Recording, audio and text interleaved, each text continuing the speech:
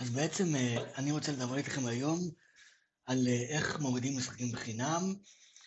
זה משהו מאוד פשוט, יש חברות כמו אפיק, GOG או סטים, שנותנות לכם להוריד משחקים בלי אפילו לשים כרטיס אשראי, ויש אתר שנקרא Is There Any Deal, שדרכו אתם יכולים לעקוב אחרי כל המשחקים שנותנים בחינם.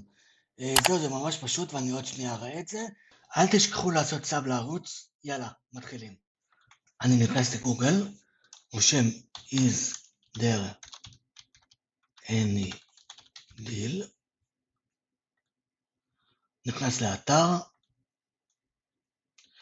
זה בעצם הפרופיל שלי, פה כל הדברים החשובים, נכנס לסטינגס, כל החנויות שאני מחובר עליהן נמצאות תחת פרופילס, אני רוצה שכולן יהיו מסונכרנות, כדי בעצם לא לקבל מיילים מיותרים.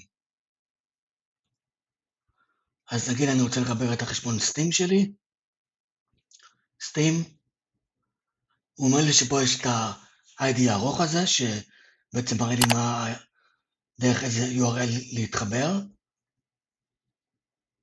פתח לי את זה, copy, paste, link פרופיל. וזהו, התחברתי. עכשיו, אני הולך בעצם ל-Specials.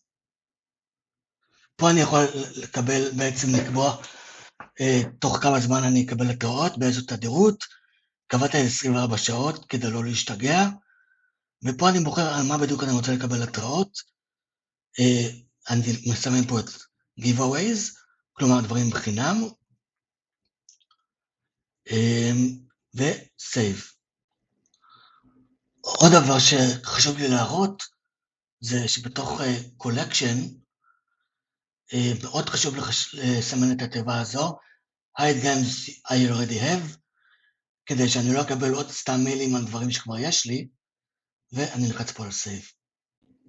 זהו, אני מקווה שנהניתם, ועכשיו חסכתי לכם אולי כמה שקלים, ושוב תעשו לי סאב ותוכלו לקבל עוד עדכונים על סרטונים מגניבים כאלה.